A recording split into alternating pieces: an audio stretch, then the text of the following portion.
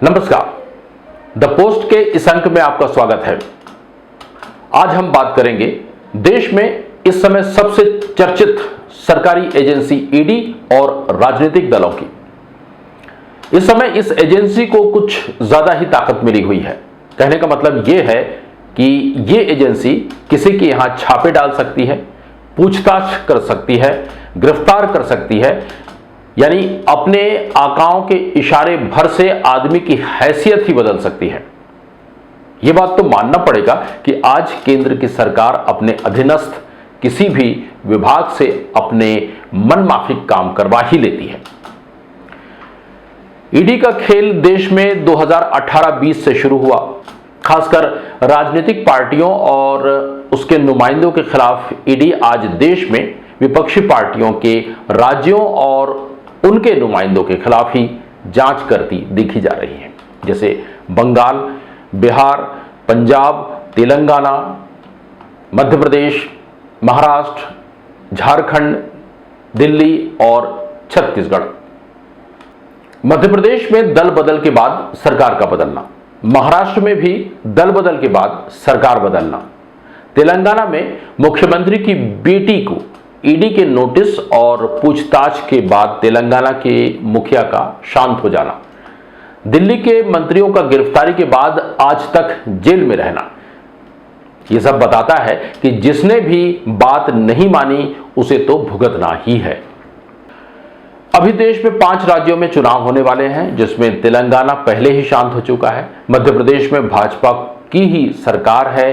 अब बचे 3 राज्य, राजस्थान, झारखंड और छत्तीसगढ़। इस समय ईडी का पूरा दबाव झारखंड और छत्तीसगढ़ पर है।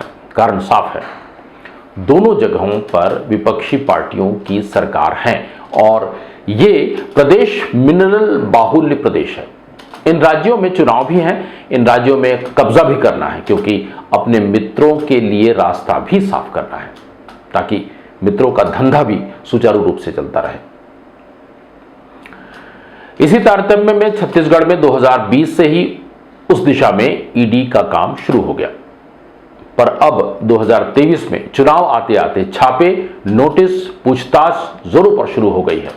कुछ लोग अभी जेलों में बंद हैं, पर अब लगता यह है कि ईडी प्रमुख जो आगामी 15 सितंबर को संभवतः रिटायर होने वाले हैं, लोगों का कहना है कि 15 सितंबर से पहले झारखंड के मुख्यमंत्री और छत्तीसगढ़ के मुख्यमंत्री संभवतः गिरफ्तार किए जा सकते हैं या कोई बड़ी कार्रवाई हो सकती है।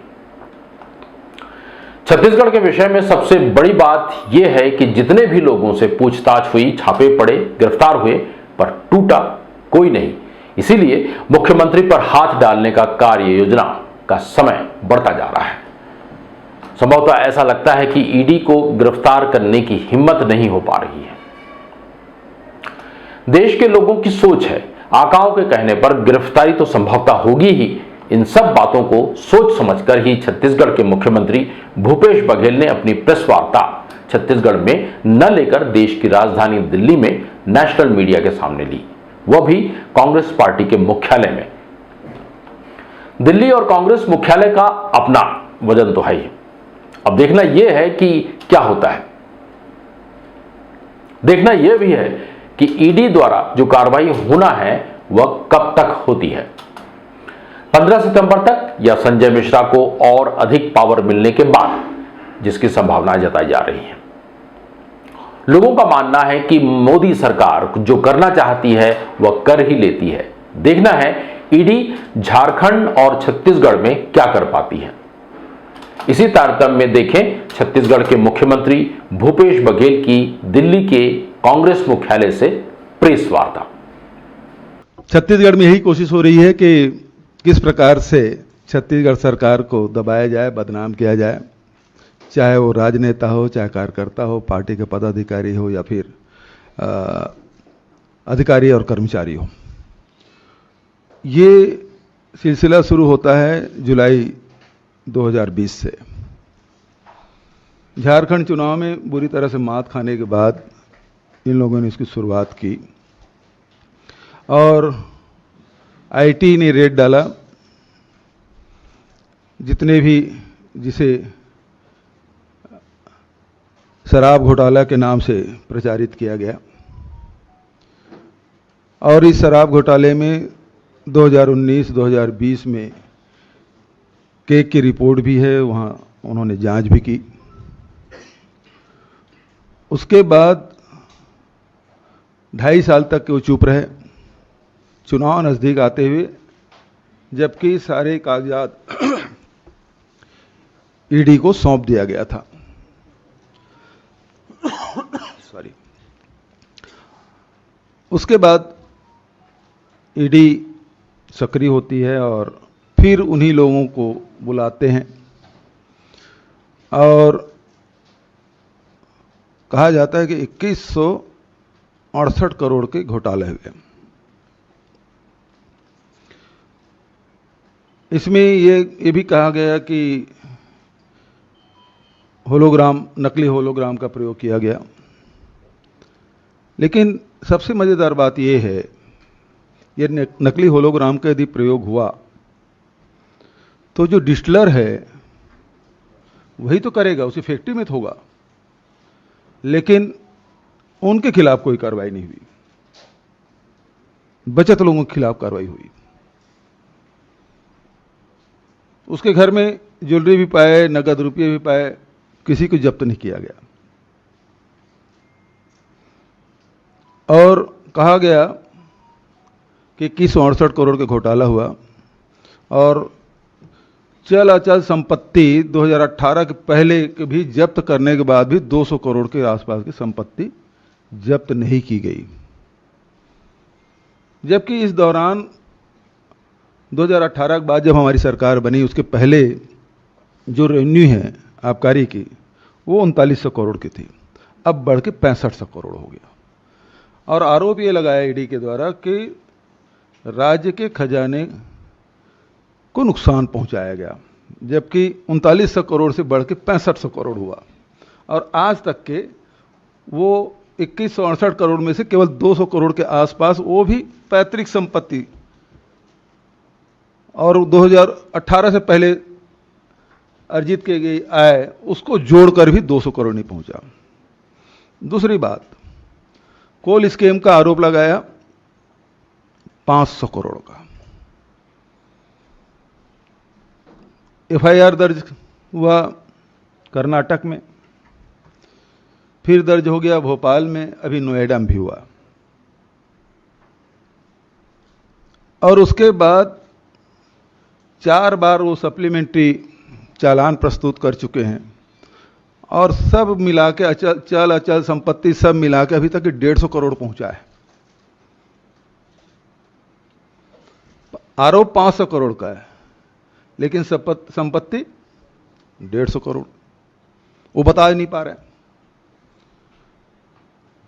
तीसरी बात उसमें महत्वपूर्ण, अभी लगातार जो कोशिश की जा रही है कि धान में भी, पैडी में भी स्कैम हुआ। सारे राइस मिल में छापा डाले गए आईटी के द्वारा। अब ईडी सीरीज घुसेगी। तकलीफ उनको ये है कि किसानों के 107 लाख मीट्रिक टन जो धान है वो मिलिंग कैसे हो गया। अभी तक होता यह था कि धान बाहर में पड़े रहते थे, जैसे मध्य प्रदेश की खबरें आती है कि गेहूं बाहर में पड़ा हुआ है और सड़ गया। छत्तीसगढ़ में खबरें आती थी कि धान खुले में पड़ा हुआ है, भीग गया, सूख गया और सड़ गया। वो सारे नुकसान हमने बचाए, उनको हो गई परेशानी, अब उसमें घुसे हुए। अभी डीएमएफ में भी मज़ेदार बात यह है कि भारत सरकार के द्वारा बिना कोई ईसीआईआर के वो माइनिंग डायरेक्टर को चिट्ठी लिखते हैं कि कितना काम हुआ वो हमको बताएं। उसी प्रकार से एक सवाल रजिस्ट्रार को भी किया जाता है कि कितने जमीन की रजिस्ट्री इन 3-4 सालों में, जब से हमारी सरकार बनी है 18-19 के बाद, कितनी रजिस्ट्रियां हुई हैं। इसका मतलब है वो सारे रजिस्ट्री लाएंगे और सबको अभी कम कर क्या रहे हैं, कर ये रहे हैं कि ये घरों में जाते हैं, सबसे पहले मोबाइल जब्त करते हैं, फिर घर में जो संपत्ति है, जो रुपया नगद है, ज्वेलरी है, उसको सीज करते हैं, बैंक खाते सीज करते हैं, डायरी वगैरह भी हो या कुछ कच्चे में लिखा हुआ हो, सबको पकड़ते हैं। 5-6 दिन तक के घर में बंधक बना कर रखते हैं। चाहे वो वृद्ध माता पिता हो, बीमार हो, उनसे कोई लेना देना नहीं, बैठे रहेंगे। तो सवाल तो इनके पास होते नहीं, और जब तक के ऊपर से आदेश नहीं होगा तब तक खाली नहीं करते। फिर वो राजनीतिक सवाल करना शुरू करते हैं, तुम्हारी क्या भूमिका है, तुम किस पार्टी से हो, तुम कितने सीट जीतने वाले हो, इससे क्या होगा, उससे क्या होगा। वो सारे राजनीतिक सवाल भी पूछना शुरू करते हैं। ऐसे ऐसे केस हैं जिसमें ECIR नंबर नहीं है और उनके घरों में ये लोग पहुंच के प्रताड़ित करने, बदनाम करने की कोशिश। अभी जो हमारा राष्ट्रीय महाधिवेशन हुआ छत्तीसगढ़ में, बहुत सारे पत्रकार साथी वहां गए भी थे, और ईडी के अधिकारी हमारे पार्टी के पदाधिकारियों के यहाँ बिना ECIR नंबर के वहां पहुंच गए, जो कि ये नहीं कर सकते, नहीं करना चाहिए। वो तो जो वेंडर है उसके यहां पहुंच गए। अभी कल ही मेरे राजनीतिक सलाहकार विनोद वर्मा के यहां पहुंच गए। मेरे जो OSD है, जो चूंकि मुख्यमंत्री होने के नाते जो क्षेत्र में OSD नियुक्त करते हैं, जो किसी की बीमारी का, किसी का और कुछ काम है जो दैनंदिन आते हैं और हम लोग समय नहीं दे पाते, तो वो सारे काम वो लोग करते हैं। उसके घर में पहुंच गए, मिला कुछ नहीं, दिन भर बिठा के रखे। इसका मतलब ये है कि अब पाटन में भारतीय जनता पार्टी प्रत्याशी नहीं लड़ेगा, बल्कि ईडी और आईटी लड़ेंगे। एक और बात आपसे कहना चाहता हूं कि पहले सीबीआई ने, आईटी ने छापा डाला, फिर ईडी घुसी, अब वो कोर्ट में एप्लीकेशन लगाए हैं कि इसमें अब सीबीआई जांच होनी चाहिए। 3-3.5 साल जांच करने के बाद सुप्रीम कोर्ट ने जांच रोक लगाने के बाद नोएडा में FIR भी होता है, और उसके बाद साथ ही वो बिलासपुर हाई कोर्ट में एप्लीकेशन लगाते हैं कि इसकी सीबीआई जांच की जाए। इसका मतलब यह है कि आईटी और ईडी दोनों अक्षम और नकारा हैं। उन्होंने खुद स्वीकार कर लिया अब सीबीआई जांच उन्हीं केसों में। तो कुल मिलाकर उद्देश्य यह है कि चलती हुई सरकार को किस प्रकार से बदनाम किया जाए, उसे किस प्रकार से बाधित किया जाए। एकमात्र उद्देश्य राजनीतिक है, और राजनीति के अलावा कुछ भी नहीं है। हमारे गृह मंत्री जी जाते हैं यहां से, 2-2 बार गए, वो सीधा भारतीय जनता पार्टी कार्यालय में जाते हैं, वहीं रात रुकते हैं, पता नहीं क्या करते हैं, और चले आते हैं। तो कुल मिला के है कि आप प्रजातांत्रिक ढंग से चुनाव नहीं लड़ना चाहते, आप ईडी और आईटी के माध्यम से लोगों को डरा के, धमका के, उसके कार्य को बाधित करके उसको प्रताड़ित करें। और ईडी जो है वो कितने लोगों को मारपीट कर रहे हैं, कितने लोग धमका रहे हैं, आप इस पेपर में दस्तखत करो नहीं तो आपको जेल भेज देंगे। रात भर, मतलब 45 घंटा लोगों को सोने नहीं दिए।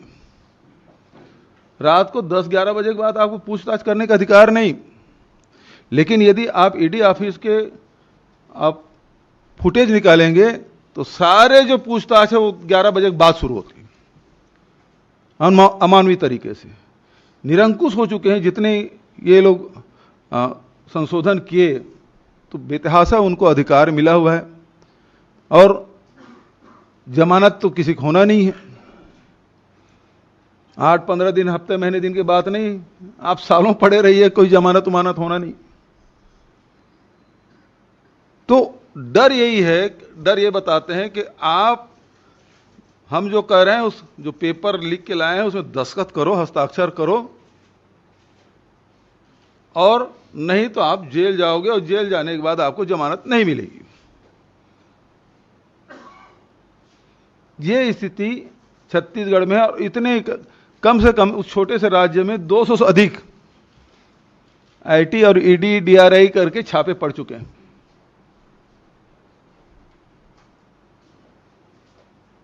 तो आज पूरे भय का माहौल है। केंद्र सरकार खुद इस प्रकार से काम करवा रही है।